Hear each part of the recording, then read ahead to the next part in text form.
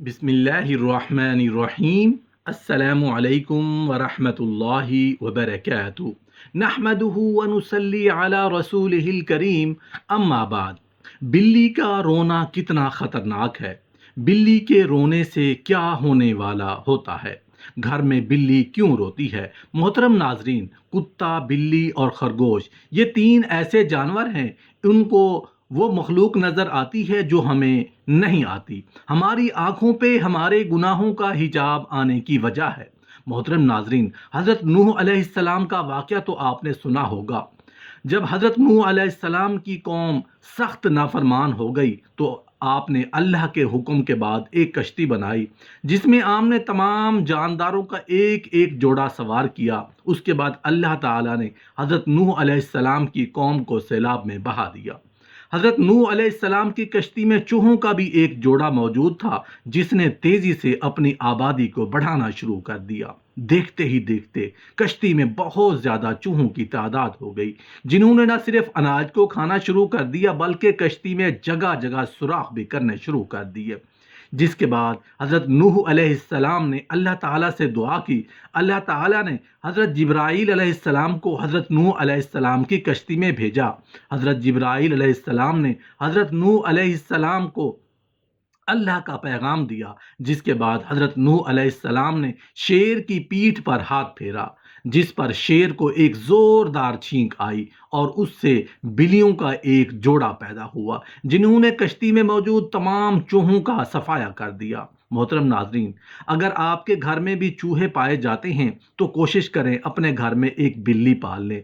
बिल्ली न सिर्फ घर में मौजूद चूहों का सफाया करेगी, बल्कि बिल्ली रखने से आपके घर में बरकत भी पैदा। मोहतरम नाजरीन, अगर आप बिल्लियों का शौक रखते हैं तब तो आपको ये बहुत ज़्यादा इसका इल्म होगा। अगर बिल्लियां नहीं भी रखते तो कभी ये आपने देखा या सुना कि आपके घर में या आपके हमसाए में कभी बिल्लियां रोई हों।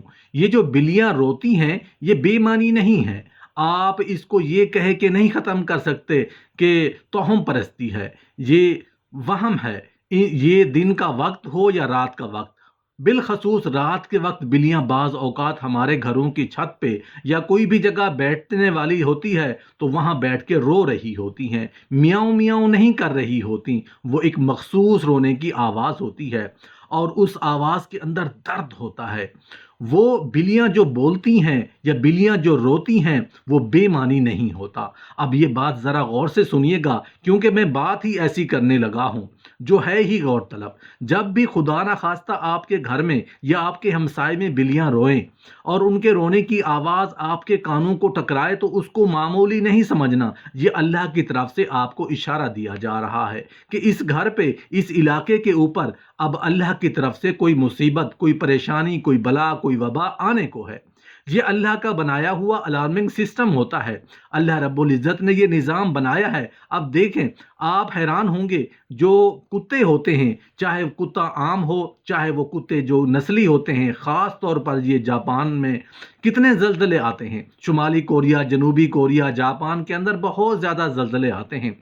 अभी तक कोई ऐसा निज़ाम नहीं बन सका जिस निज़ाम से ये मालूम हो जाए कि ज़लज़ला कब आएगा और कितनी देर के लिए आएगा, उसकी शिद्दत क्या होगी। लेकिन जब ज़लज़ला आने के आसार पैदा होते हैं, नीचे प्लेट्स जो है वो हिलना शुरू होती हैं और लावा जो है वो ज़ोर मारना शुरू होता है, तो जो ज़मीन के ऊपर कुत्ते रह रहे होते हैं, अल्लाह उनको ये बता भी देता है और दिखा भी देता है। और आज भी जापान में ज़लज़ला आने की जो पेशीन गोई है वो कुत्तों के रवैये की वजह से की जाती है कि जब ज़लज़ला आता है तो कुत्तों की बॉडी लैंग्वेज ये होती है, इस तरह की करते हैं, इस तरह की आवाज़ें निकालते हैं, उनकी हरकत और सकनात ये हो जाती हैं। इससे वो साइंसदान या उनका महकमा जो है वो पेशीन गोई करता है कि अब ज़लज़ला आने को है। मोहतरम नाज़रीन, आपने देखा होगा जो मासूम बच्चा होता है वो सोया हुआ भी मुस्कुरा रहा होता है। इत्तेफाक होता है, हर बंदे ने देखा होगा बच्चे सोए हुए मुस्कुरा रहे होते हैं। बाज़ औक़ात आपने देखा होगा कि कह कह भी लगा रहे होते हैं,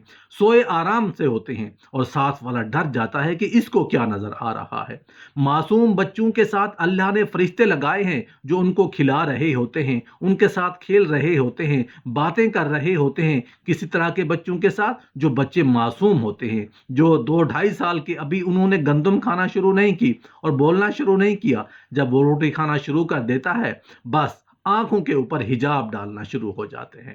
جب وہ دنیا کی باتیں شروع کر دیتے ہیں، بابا چھوٹے چھوٹے لفظوں کے ساتھ فکرے بننے شروع ہو جاتے ہیں، دنیا کی باتوں کے اندر وبا ہے۔ تو جو بچہ 2 سال کا ہوتا ہے وہ اللہ کے ذکر میں ہوتا ہے، حضور علیہ الصلاۃ والسلام کے ذکر میں ہوتا ہے، ماں باپ کے لیے دعائے مغفرت کر رہا ہوتا ہے۔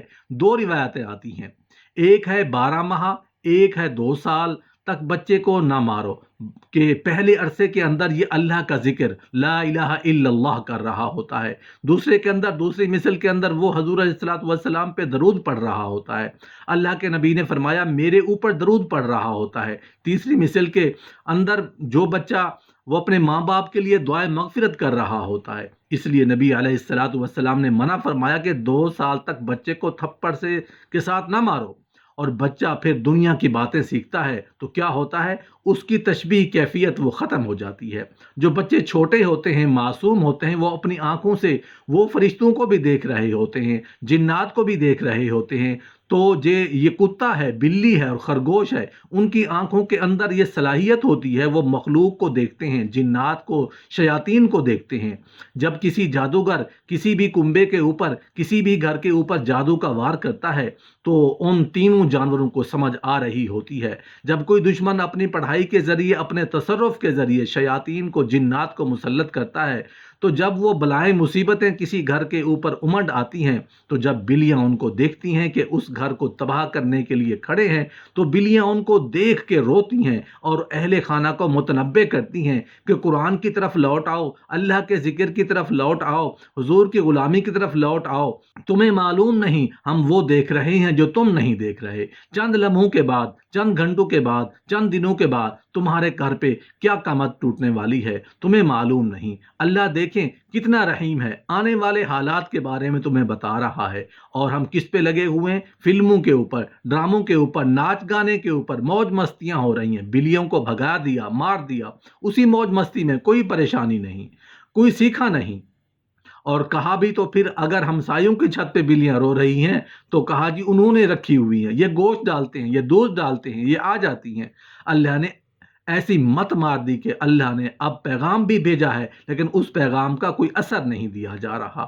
بلی کے رونے کی ایک اور وجہ بھی ہے کہ جادو ہوا، دشمن نے وار کیا، اس نے شیاطین کو بھیجا، جب شیاطین، جنات آئے گھر پہ حملہ کرنے کے لیے، جب وہ حملہ کرنے کے لیے تیار ہوئے تو بلیوں کو جب نظر آیا تو انہوں نے اس آفت کو دیکھ کے رونا شروع کر دیا، اور ان کے گھروں کو والوں کو آواز دے رہی ہیں کہ خدا کا خوف کھا لو، کس طرح کی زندگی گزار رہے ہو، تمہارے ساتھ کیا ہونے والا ہے، تمہیں معلوم نہیں۔ دوسری بلیوں کے رونے کی جو اہم وجہ ہوتی ہے وہ کیا ہوتی ہے؟ یہ شیاطین کے وار کیا، اب وہ جنات، شیاطین آ گئے برباد کرنے کے لیے، حملہ کرنے کے لیے۔ اب جس گھر کے اوپر حملہ وہ کرنا چاہ رہے ہیں، وہ گھر والے سب اہل دین ہیں، اہل ذکر ہیں، صوم و صلات کے پابند ہیں، گھر میں قرآن و سنت کا ماحول ہے، حضور کی غلامی والا ماحول ہے۔ گھر میں اب کیا ہوتا ہے کہ اب وہ شیاطین اس گھر پہ حاوی نہیں ہو سکتے، ادھر اعمال کا نور ہے، ادھر ظلمت ہے، اب یہ دونوں مقابلہ ہے۔ پیچھے سے جادوگر نے پڑھائی شروع کی، اب وہ حملہ کرتے ہیں یا حملہ کی کوشش کر رہے ہیں، ادھر آپ اللہ ہو کے ضربے لگا رہے ہیں۔ ماں قرآن پڑھ رہی ہوتی ہے، بیٹی نماز پڑھ رہی ہوتی ہے، کوئی چھوٹا ہے وہ درود پاک کی تسبیح کر رہا ہوتا ہے، گھر میں اللہ اللہ کا ماحول ہے۔ پھر 5-4 گھنٹے کے 3 گھنٹے کے بعد پھر آذان آ گئی، پھر نمازیں شروع ہو گئیں۔ اب یہ امان کا نور ہے، ان جنات کو آپ کے گھر میں داخل نہیں ہونے دے رہا۔ اب ادھر سے اعمال کا نور نکل رہا ہے، یہ جنات کھڑے ہیں، اب یہ جنات دونوں کے درمیان پس رہے ہیں۔